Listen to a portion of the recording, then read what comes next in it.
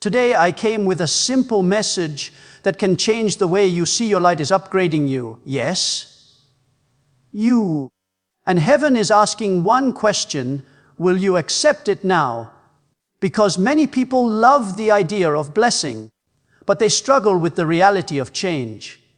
And an upgrade always brings change. When God upgrades your life, He doesn't only improve the outside, He begins deep inside your thinking, your faith, your courage, your discipline, your vision. That is why sometimes you feel pressure, sometimes you feel stretching, sometimes you feel like, why is everything shifting? It is not because God has left you. It is because God is working on you. Listen, when you update a system, it may restart. When you install something new, the old version must give way. And some of you are frustrated because things are not running the way they used to. But I want to tell you, you are not breaking down. You are being built up. You are not being reduced, you are being refined. You are not being punished, you are being prepared. Some of you have been praying for a new level, and God is answering. But the answer is coming as an upgrade, and an upgrade doesn't always feel like a celebration in the beginning. It can feel like delay. It can feel like resistance. It can feel like closed doors. But here, this closed doors can be protection, and delay can be preparation. God loves you too much to promote you before you are ready to carry it. So today, don't fight what God is doing, flow with it.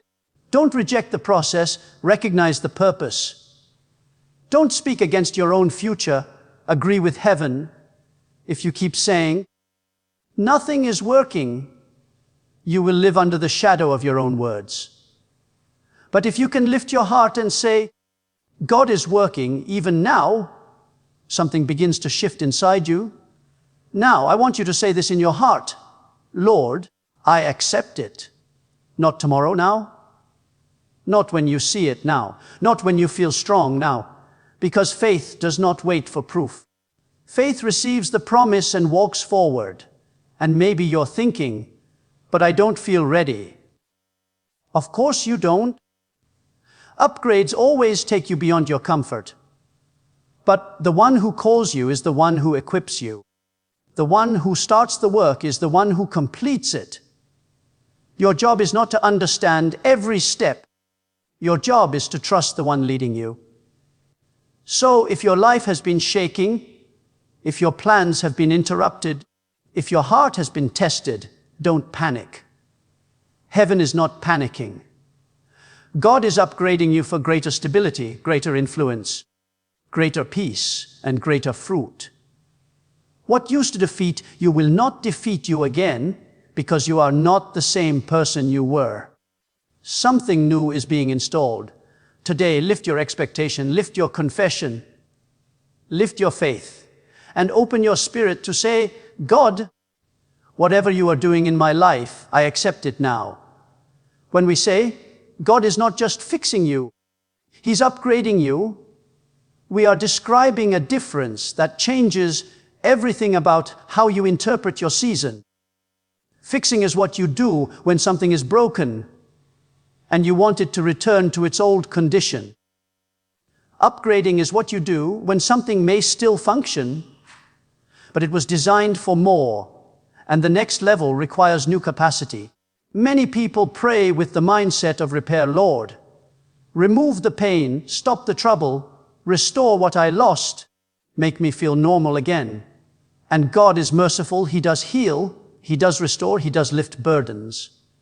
But often, His deeper work is not merely to return you to where you were, it is to transform you into who you must become. In an upgrade, the goal is not comfort, the goal is capability. The goal is not simply relief, the goal is readiness. Think about how an upgrade works in life. Before something becomes stronger, it is usually stretched. Before something becomes stable, it is usually tested. Before something becomes useful at a higher level, it is usually trained. If you only expect God to fix, you will interpret stretching as attack, testing as rejection, training as delay. But if you understand upgrade, then the same experiences take on a new meaning. The pressure is not proof that you are abandoned. It can be proof that you are being prepared. The uncertainty is not proof that you are lost. It can be proof that you are being repositioned. The discomfort is not always a sign that something is wrong. It is often a sign that something new is being formed inside you. An upgrade also implies that God is increasing your operating capacity. You are being strengthened to carry what you prayed for. Many people desire elevation, but underestimate the weight that comes with it. Influence has weight. Responsibility has weight. Answered prayers have weight. New doors have weight. If your inner life stays the same while your outer life expands, the blessing becomes a burden. So the love of God shows up in a wise way. He expands you first. He works on your mindset so you can handle bigger opportunities without becoming proud. He works on your character so you can handle pressure without becoming bitter. He works on your patience so you can endure process without quitting. He works on your identity so you stop begging for approval and start living from purpose. When God upgrades a person, He often starts by upgrading the way they see themselves. A damaged self-image keeps you trapped in small expectations. You may have faith for others, but not for yourself. You may believe God can do miracles, but you secretly feel you are the exception. An upgrade corrects that hidden thinking. It replaces shame with dignity. It replaces fear with courage. It replaces "I can't" with "God can carry me through." This is why inner transformation is so important. When your identity changes, your choices change. When your choices change, your direction changes. And when your direction changes, your future changes. The upgrade begins inside, then it shows up outside. Upgrades also require removing old limitations.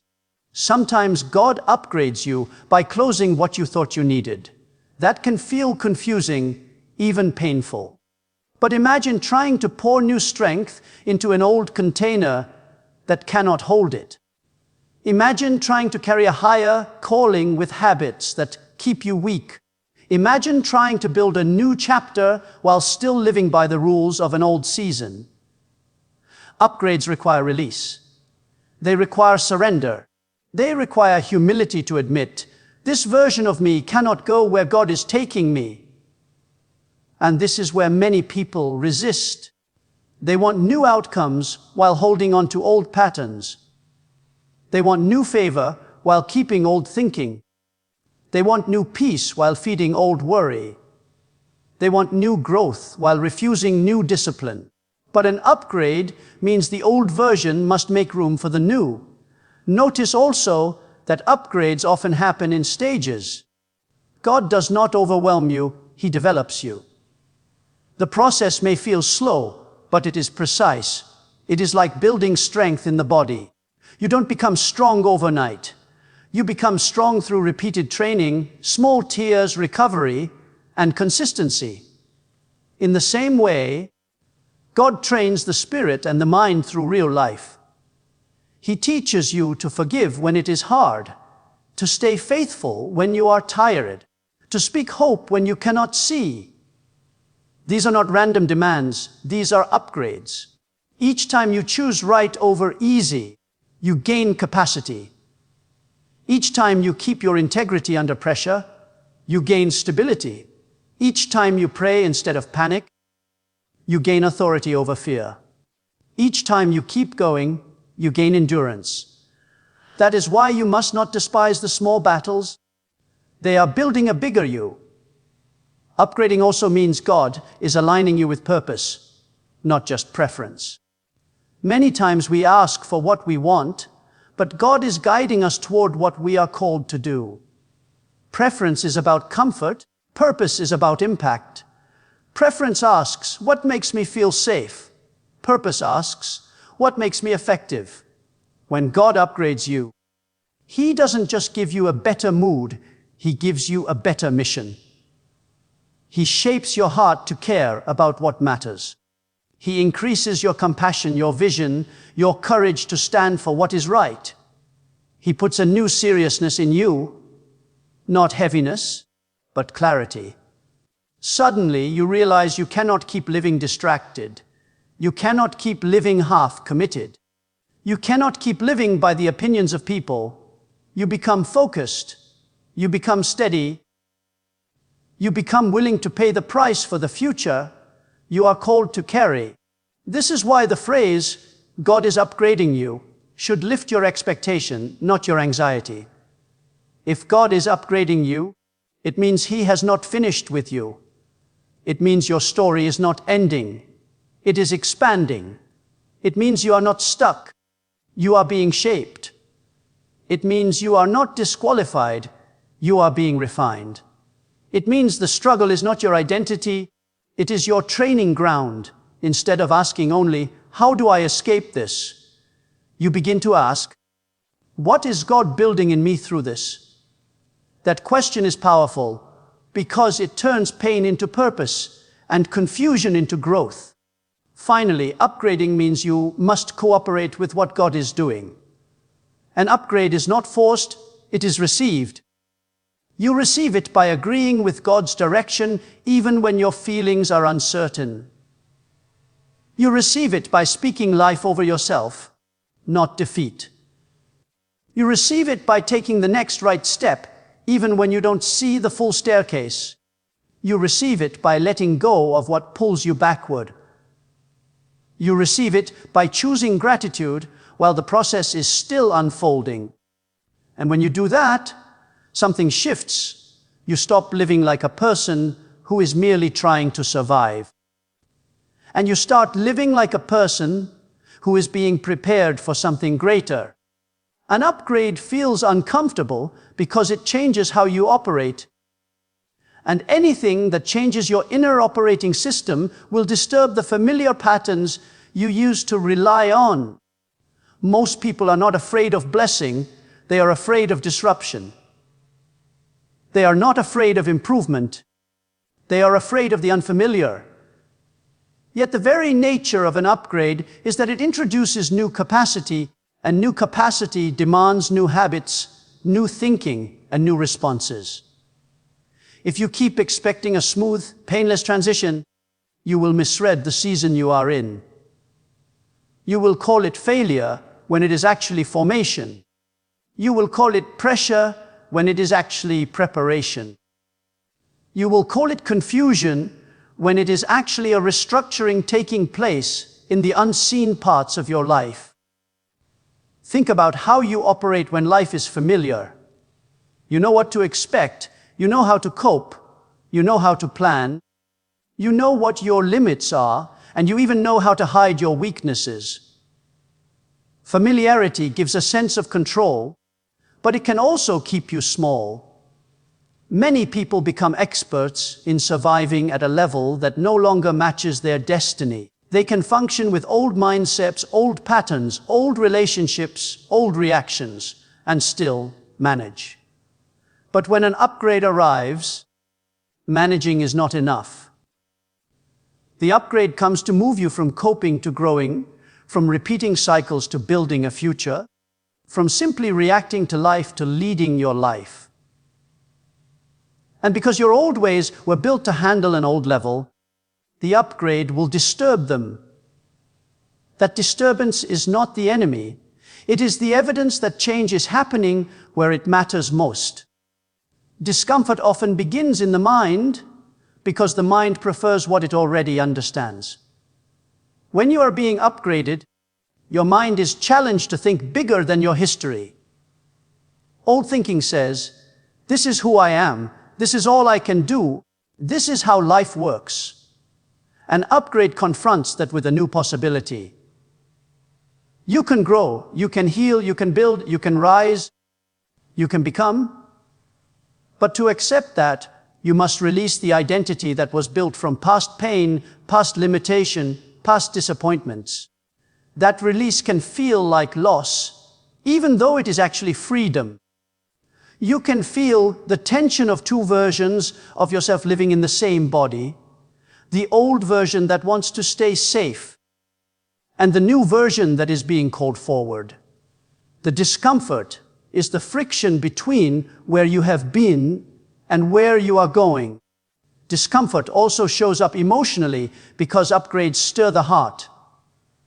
When something new is happening, emotions rise: fear of failing, fear of being judged, fear of not being enough, fear of change. You may find yourself unusually sensitive, unusually restless, unusually tired, or unusually aware of what needs to change. That doesn't mean you are weak. It means you are awakening. An upgrade brings truth to the surface. It exposes what you used to ignore. It highlights what you used to tolerate. It makes you feel what you used to numb. Sometimes you feel unsettled because you are no longer comfortable with the things that kept you stuck. Your appetite changes. Your priorities change. Your tolerance for drama changes. Your desire for meaning increases. You start wanting depth, peace, integrity, clarity. Those new desires are signals that your inner life is being rewired. Discomfort is also practical. When your life is being upgraded, your routines are challenged. The way you used to use time may no longer work. The way you used to handle money may no longer be wise. The way you used to speak may no longer match the future you are stepping into. The way you used to respond to pressure may no longer produce the results you need. So the upgrade forces new disciplines. New disciplines always feel hard at first because they require effort where you used to rely on convenience. They require consistency where you used to rely on feelings. They require learning where you used to rely on familiarity. And learning can be uncomfortable because it reveals what you don't yet know. It humbles you. It slows you down.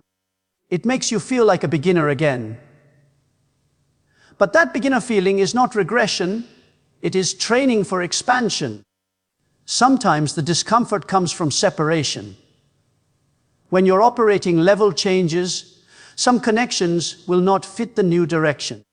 This is not about arrogance, it is about alignment. Certain conversations, certain habits, certain environments, certain distractions, they cannot keep the same hold on you if you are stepping into a higher level of purpose. So you may feel lonely for a season. You may feel misunderstood. You may feel like you are outgrowing things that once felt normal. That can hurt because the human heart values belonging. But the upgrade is teaching you a new kind of belonging, belonging to your calling, belonging to your values, belonging to a future that requires focus. In that space, you learn to stand without constant validation, to move without needing everyone to agree, and to choose peace even when it costs popularity. Another reason upgrades feel uncomfortable is because they often come with internal restarts. Your old coping mechanisms stop working. The distractions that used to comfort you stop satisfying you. The shortcuts that used to save time start producing consequences. You may feel exposed because you can no longer hide behind the same masks. That exposure is actually a gift because it invites real change. Many people want a new life without confronting the habits that create the old life. But an upgrade will not just decorate your reality, it will renovate it. Renovation is messy, it makes noise. It removes what is familiar, it rearranges what is stable. But it also creates space for something better to be built. Discomfort can also come from increased responsibility. When you are being upgraded, you are being prepared to carry more influence, more impact, more leadership, more effectiveness, more fruit. Carrying more requires strength, and strength is developed under resistance. That is why you feel resistance. That is why you face challenges that demand patience, wisdom, self-control, and courage. The upgrade is not just giving you a new opportunity, it is building you into a person who can sustain that opportunity. Otherwise, you may reach a new level and collapse under its weight. So the pressure you feel is not meant to crush you, it is meant to condition you. It is building capacity. It is teaching you how to respond instead of react, how to stay calm instead of panic, how to choose principle instead of impulse. It is important to understand that discomfort does not always mean you are doing something wrong. Sometimes discomfort is the sign that you are finally doing something right. If you have lived for years in limitation, growth will feel strange. If you have lived in fear, courage will feel risky. If you have lived in procrastination, discipline will feel heavy. If you have lived in negative thinking, hope will feel unrealistic at first. But the feeling is not the final authority. The feeling is a signal that you are moving beyond a boundary. The discomfort is the doorway between old and new. People who run back to comfort often stay trapped in cycles. People who endure the discomfort with faith and wisdom often step into a new season with new stability. The healthiest way to respond to the discomfort of an upgrade is not to panic, but to partner with the process. Instead of saying, "Why is this happening to me?" you learn to say, "What is being formed in me?" Instead of resisting change, you learn to embrace growth. Instead of seeking escape, you seek understanding. You start paying attention to what triggers you, because triggers reveal areas that need healing. You start paying attention to what drains you, because drains reveal areas that need boundaries. You start paying attention to what inspires you, because inspiration reveals direction. In this way, the discomfort becomes meaningful. It stops being random pain and becomes purposeful training. And when you keep walking through this season with patience, you will begin to notice something powerful. What used to shake you does not shake you the same way. What used to tempt you does not control you the same way. What used to wound you does not define you the same way, because you are operating from a new strength, a new perspective, a new depth. And you will recognize the discomfort was the doorway to your new capacity. Key point number 3 says your no.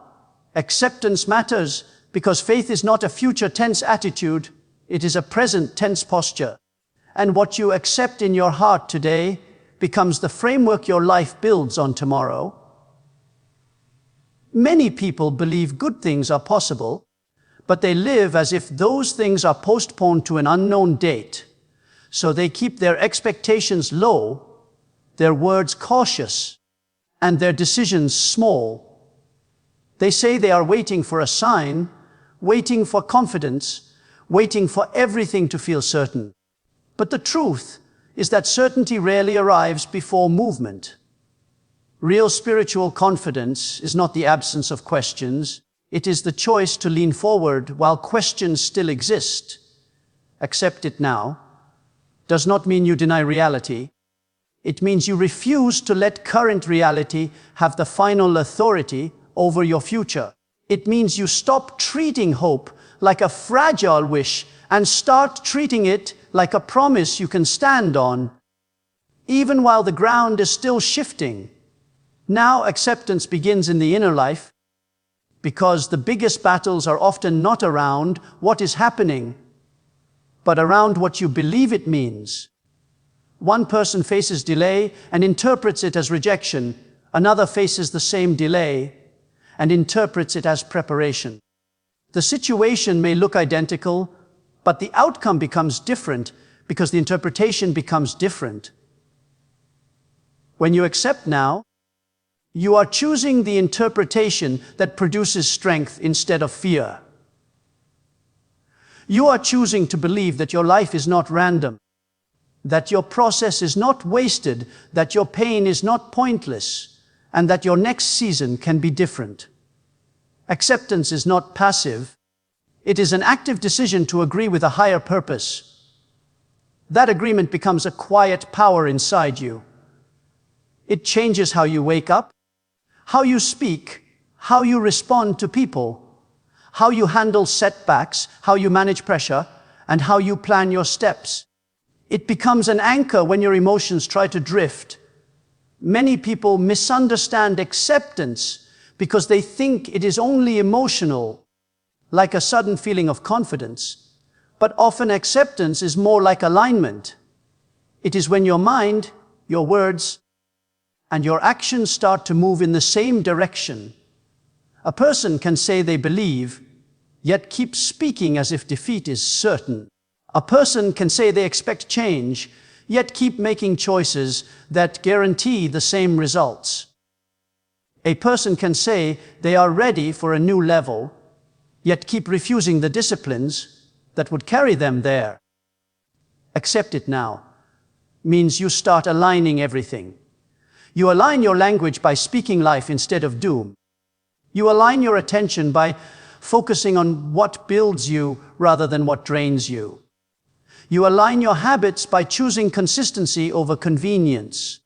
You align your relationships by protecting your peace and staying around voices that strengthen your faith. In that alignment, you become ready to recognize opportunities when they appear because you are no longer locked into the mindset of scarcity and fear. Now, acceptance also matters because it changes your waiting. Waiting with doubt feels like suffering, but waiting with faith feels like preparation. One kind of waiting complains, "Why is it taking so long?"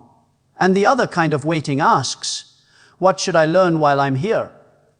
When you accept now, you stop wasting your season by resenting it. You begin to extract value from it. You start paying attention to what needs growth, what needs healing, what needs correction, what needs courage.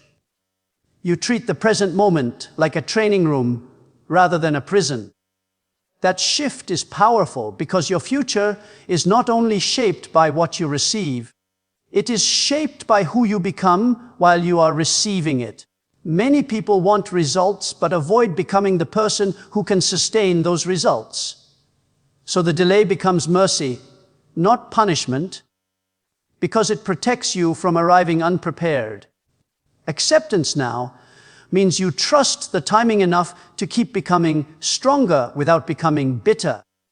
There is also a practical reason acceptance must be now. You cannot live tomorrow's victory with today's fear. If you keep postponing belief until evidence appears, you end up chasing evidence forever because life will always have some reason to worry. Evidence can encourage you, but it cannot be the foundation of your peace. When you accept now, you begin to operate from a settled place, and that settled place produces better decisions. It helps you take wise risks instead of reckless ones. It helps you stay steady when people misunderstand you. It helps you endure the discomfort of growth without quitting. It helps you remain humble when progress starts showing. And because you are steady, you become consistent, and consistency is one of the greatest accelerators of change. A person who is consistent in small steps often outruns a person who has big dreams but unstable commitment. Now, acceptance also shapes your identity. Many people think identity is defined by what happened to them, what they lost, or what others said. But acceptance rewrites identity from the inside. When you accept the upgrade now, you start seeing yourself as a person in transformation, not a person trapped in limitation. You stop calling yourself unlucky and start calling yourself in process. You stop calling yourself late and start calling yourself being prepared. You stop calling yourself weak and start calling yourself being strengthened. This doesn't inflate your ego. It restores your dignity. It gives you the courage to try again, to forgive, to rebuild, to start over, to be disciplined, to apologize, to learn, to grow. A new identity is not just a label, it is a lens, and when your lens changes, your life changes because you stop selecting choices that match your old story. Acceptance now is also connected to your mouth, because words are often the steering wheel of the heart. People speak what they repeatedly accept.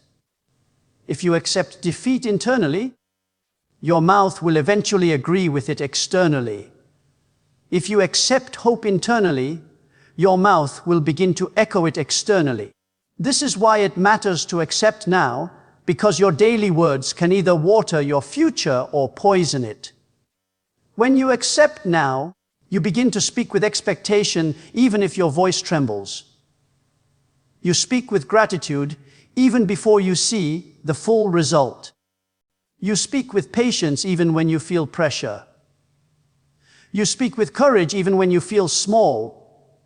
Those words are not magic. They are alignment. They train your inner life to stay consistent with what you believe. Over time, that consistency becomes resilience, and resilience becomes momentum. Finally, accepting now does not mean you will never feel doubt again. It means doubt will no longer be your decision maker. Feelings may rise and fall, circumstances may change quickly, and people may disappoint you, but your acceptance becomes a stable yes inside you.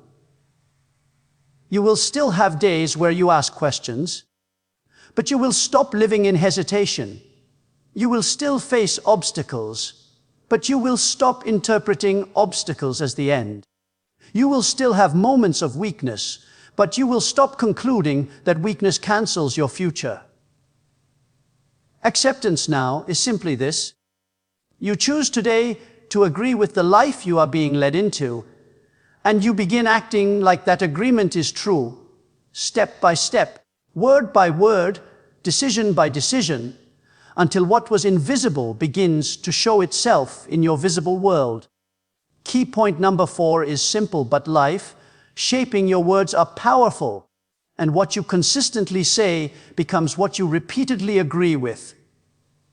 And what you repeatedly agree with begins to shape what you expect, what you attempt, and what you tolerate. Many people think words are just sounds that disappear into the air, but words are more like seeds placed into the soil of the heart. A seed looks small, even harmless, but it carries a future inside it. In the same way, a sentence spoken in fear can carry a future of retreat, and a sentence spoken in faith can carry a future of courage. This is why the battle is often not only in your circumstances, but in your confession. You can be standing at the edge of a breakthrough and still talk yourself out of it. You can be in the middle of an upgrade and still cancel it with negative agreement. You can be surrounded by opportunities and still live like a person trapped, simply because your mouth keeps painting a picture of defeat. Words are powerful because they direct your focus. Whatever you keep saying becomes what you keep noticing. If you keep saying, "Nothing works for me," your mind becomes a scanner for failure, and you will collect evidence to support your statement. If you keep saying, "I'm always behind," your attention will highlight what you lack and hide what you've grown. But if you say, "I'm being strengthened," you will begin to notice growth where you once only saw struggle. If you say, "There is a way forward," you will start looking for solutions instead of excuses. The tongue is like a steering wheel. It doesn't supply the power, but it directs the direction. The engine of your life may be strong, but the steering of your words determines where that strength goes. Words are powerful because they shape identity. People become what they repeatedly call themselves. If someone has lived through disappointment, they may start speaking the language of limitation, I'm not good enough. I can't change. I'm just like this. At first it sounds like humility, but it is actually a prison built from self-labels. When you label yourself weak, you will avoid responsibility. When you label yourself unlucky, you will stop taking wise action. When you label yourself rejected, you will sabotage healthy relationships before they grow. But when you begin to speak agreement with what heaven is doing in you, your identity starts to rise. You start calling yourself growing, learning, healing, developing, progressing. You may still be imperfect, but you stop speaking like your imperfection is permanent. You begin to speak like transformation is possible, and that opens the door for disciplined change. Words are powerful because they influence emotions and nervous system responses. Fearful words intensify fearful feelings. When you keep repeating worst case scenarios, your body reacts as if the threat is already real.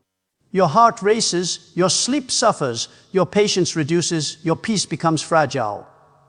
But when you speak calm, hopeful truth, you signal safety to your inner world. You breathe better, you think clearer, you respond wiser. This doesn't mean you pretend problems don't exist. It means you choose not to multiply the problem with panic. You can face reality without surrendering your future to it. A mature faith does not deny challenges. It denies the right of challenges to define the final outcome. Words are powerful because they train the heart to either resist or receive.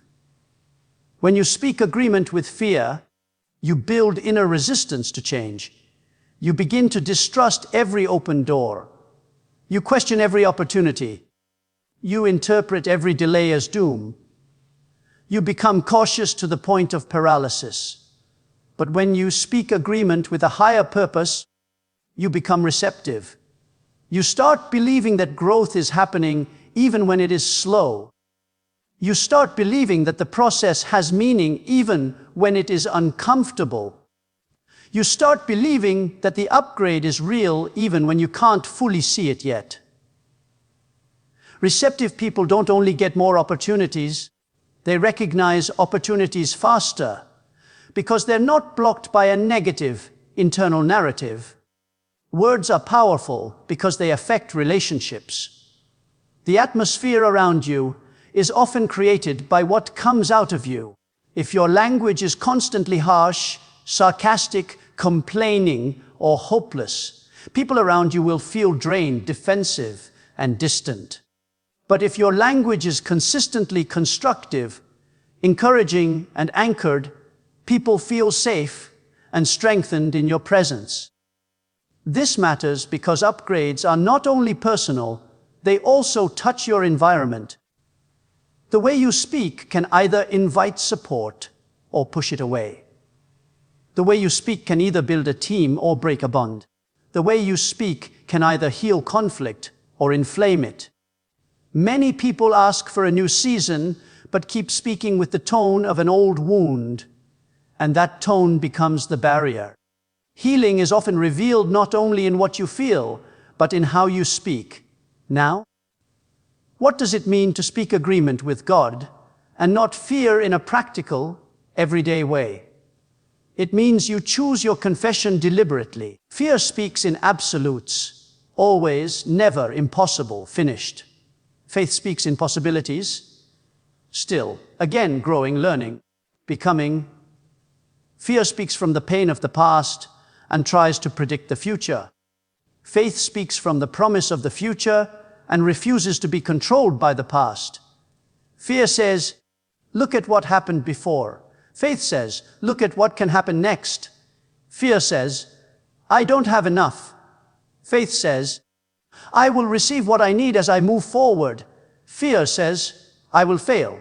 Faith says, I will not quit. This is not poetic positivity. It is disciplined alignment. You are not just talking, you are choosing which voice will be the authority in your life. Speaking agreement also means you stop using your mouth as a weapon against yourself. Many people would never insult a friend the way they insult themselves, yet they do it daily. I'm useless, I'm stupid, I'm a problem. Those words may be spoken in frustration, but they land deep. They become inner beliefs, and inner beliefs become outer behaviors. So the upgrade begins when you change your self-talk. You start correcting yourself with truth. I made a mistake, but I can learn. I'm under pressure, but I can endure. I'm not there yet, but I'm moving. I feel weak, but I'm not alone. Notice the difference. You don't ignore the struggle. You reframe it under hope. That reframing keeps your spirit open rather than shut down. There is also a timing element. What you say in the middle of uncertainty is more important than what you say after everything becomes clear. Anyone can speak joy after the victory, but mature faith speaks stability during the process. That is why accept it now and speak it now belong together. Your tongue can either announce defeat before the battle ends, or it can announce endurance until the outcome changes. Words are like a daily vote for the future you will live in.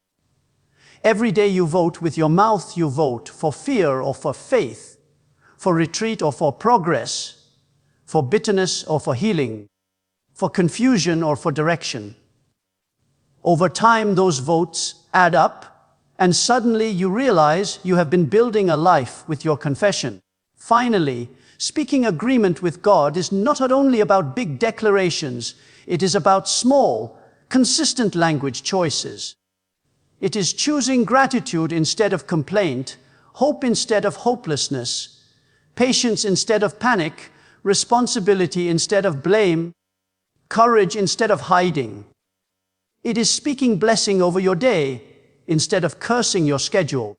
It is speaking peace into your home instead of spreading tension. It is speaking possibility into your work instead of spreading doubt. And when you live this way, you will notice something powerful.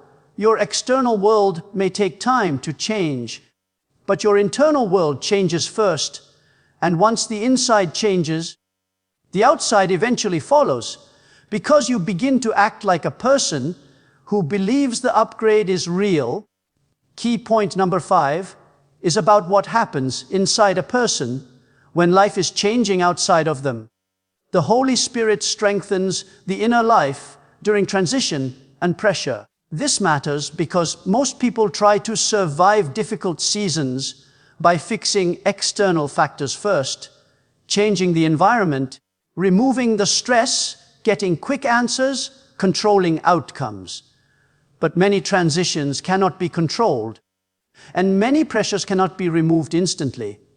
In those moments, what determines whether you rise or collapse is not only what is happening to you, but what is happening within you. Inner strength is the ability to remain steady while everything around you is shifting. It is the power to keep your spirit upright even when your emotions fluctuate. It is the capacity to carry heavy responsibilities without losing peace. And this kind of strength does not come merely from personality or experience. It comes from a deeper source that works quietly but powerfully at the core of who you are. When pressure increases, it reveals what is already inside. If the inner life is weak, pressure produces panic, irritability, hopelessness, and impulsive decisions. But if the inner life is strengthened, pressure produces clarity, patience, courage, and endurance. That is why strengthening must be internal, not cosmetic. A person can look fine on the outside and still be breaking on the inside. They can smile publicly and still feel empty privately. They can be successful and still be anxious. They can be busy and still be spiritually dry. The Holy Spirit strengthens you at the root level, where no human applause can reach and no human criticism can destroy. This strengthening is not merely emotional comfort. It is spiritual reinforcement. It is the kind of strength that does not depend on good news, easy days, or perfect circumstances. It is strength that remains even when you are tired, misunderstood, waiting, or under attack. Transition is one of the most draining forms of pressure because it removes familiarity. In transition, you may not have clear answers. You may not know how long the season will last. You may not know what is coming next. Familiar routines shift, relationships shift, and even your sense of identity can feel challenged. You start asking questions like, who am I now? Where do I belong? What if I fail? What if I made the wrong decision? What if this door closes? These questions create inner noise. They make the mind restless and the heart heavy. Strengthening in transition means the Holy Spirit calms the inner noise, stabilizes the heart, and gives you the ability to take the next step without needing to see every step. It gives you a quiet assurance that you are not alone in the process and not abandoned in uncertainty. A major way this strengthening happens is by renewing courage. Not the loud courage that boasts, but the steady courage that keeps going. When your inner life is weak, you avoid hard conversations, you delay important decisions, you shrink back from opportunities, and you settle for what is comfortable. But when your inner life is strengthened, you can face what you once avoided. You can confront what needs to change. You can say no when you used to say yes out of fear. You can say yes to growth, even when it costs comfort. You can stand firm when others pressure you to compromise. This kind of courage is not stubbornness, it is inner stability. It is the ability to act according to conviction rather than emotion, and that is exactly what pressure tries to steal from you. Another way the Holy Spirit strengthens the inner life is by building endurance. Pressure often creates the temptation to quit too early. People quit relationships too early, quit projects too early, quit disciplines too early, quit dreams too early, because the middle part is uncomfortable. The beginning is exciting and the end is rewarding, but the middle requires endurance. Endurance is not simply the ability to wait, it is the ability to remain faithful while waiting. It is continuing to pray even when you don't feel like it. It is continuing to do right even when it is not celebrated. It is continuing to serve, love, forgive, and believe even when the results are slow. Strengthening means your inner life gains the capacity to stay consistent without becoming bitter. Pressure can harden the heart, but strengthening keeps the heart soft, while the will becomes strong. Strengthening also includes strengthening the mind. Pressure can make thoughts spiral. One negative thought becomes a chain. What if it goes wrong? What if I lose everything? What if I can't handle it? What if I'm not enough? And soon your mind becomes a battlefield.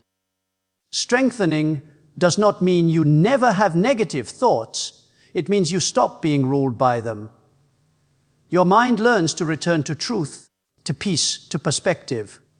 You become able to pause before reacting. You become able to breathe, pray, and respond wisely. You become able to separate facts from fears. You become able to see options instead of only obstacles. Many people think the battle is outside, but often the fiercest battle is in the mind. And strengthening is like an inner guard that keeps fear from taking over the entire system. Strengthening can also look like comfort. But it is a specific kind of comfort, not comfort that makes you passive, but comfort that makes you resilient. It is the reassurance that you are held even when you feel shaky. It is the quiet presence that keeps you from feeling abandoned. It is the inner warmth that helps you forgive rather than become cold. It is the gentle correction that steers you away from self-destruction. In pressure, People often run to temporary comforts that numb the pain but do not heal it. Distractions, unhealthy habits, overworking, isolation, anger. Strengthening offers a deeper comfort that heals rather than numbs, that restores rather than escapes. It gives you rest without making you lazy, and it gives you peace without making you careless. Strengthening also produces self-control. Pressure often triggers the flesh to react quickly. Harsh words, impulsive choices, emotional spending, bitterness, blame, or shutting down. When the inner life is strengthened, you gain the power to respond rather than react. You can hold your tongue when anger rises. You can stay calm when provoked. You can walk away from what would destroy your peace. You can keep your integrity when compromise is easier. Self-control is not repression, it is mastery. It is not pretending you don't feel, it is choosing what you will do with what you feel. In stressful seasons, self-control is one of the greatest evidences of spiritual strength because it protects your future while you are under pressure. Another important part of inner strengthening is hope. Pressure can make a person feel like the current moment will last forever. They forget that seasons change. They forget that growth takes time. They forget that setbacks can be temporary. Hope is not pretending everything is perfect. Hope is the refusal to believe that darkness is permanent. The Holy Spirit strengthens hope by lifting your vision above the immediate situation. You begin to see that your life is still moving, still developing, still being shaped. Hope gives meaning to suffering. It gives patience to waiting. It gives courage to trying again. It gives energy to keep working when you're tired. Without hope, even small problems feel heavy. With hope, even heavy problems become manageable because your heart believes there is a future beyond the moment. Finally, inner strengthening makes you fruitful in the very place that tried to break you. Many people think pressure is only a threat, but it can also be a training ground. Strengthening turns wounds into wisdom, tests into testimonies, delays into development, and battles into maturity. You begin to realize that the season that challenged you also deepened you. You come out with more compassion, more discernment, more humility, more clarity, more prayer, more stability. You become the kind of person who can carry blessing without pride and carry responsibility without collapse. And that is why this key point is so powerful. When the Holy Spirit strengthens your inner life, you don't merely survive the upgrade, you become transformed by it. And the pressure that once intimidated you becomes the place where your faith becomes steady and your heart learns to rest. Delay is not denial, because the timing of a promise and the reality of its fulfillment are two different things.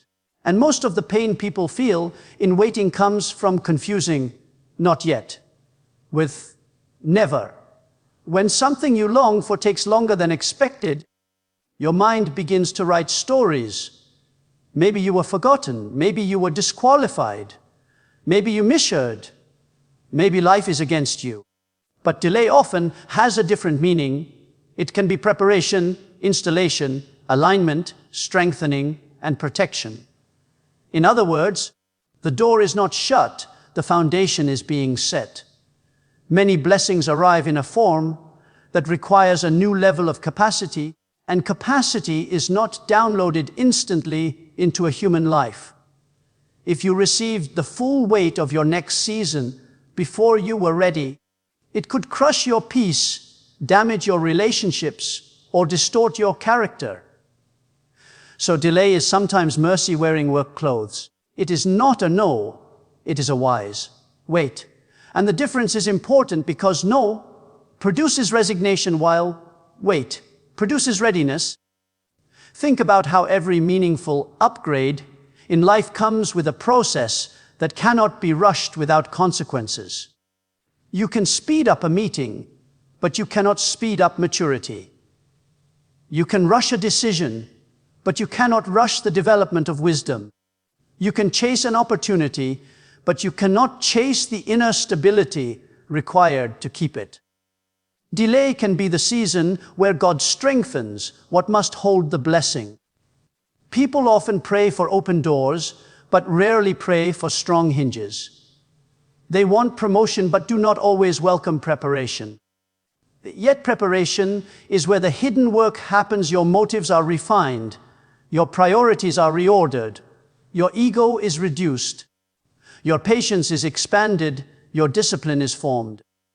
This is the season where you learn to keep your integrity when nobody is watching and to keep your faith when nothing is moving fast. If you cannot be trusted with silence, you will not be trusted with influence. If you cannot manage small responsibilities with humility, bigger responsibilities can become dangerous. Delay teaches you how to carry weight without losing your balance, and that is not denial, that is development. Delay is also not denial, because waiting often includes alignment, and alignment is necessary before release. Sometimes what you want is good, but the timing is wrong. Sometimes your desire is right, but the environment is not ready. Sometimes you are ready in one area, but unready in another. Alignment means the pieces come into place so the blessing can arrive without unnecessary damage. People think alignment is only about circumstances, but it is also about the heart. You may be asking for a new level, but your heart still reacts like the old level. You may be asking for peace, but you still feed worry. You may be asking for favor, but you still carry bitterness. You may be asking for increase, but you still live with fear of lack. When there is misalignment inside, the outside cannot remain stable. So a delay can be the time where your inner world is brought into harmony with what you are asking for. You begin to want the right things for the right reasons. You begin to let go of what would sabotage you later. You begin to develop habits that can sustain what you are praying into existence. There is also an installation aspect to delay.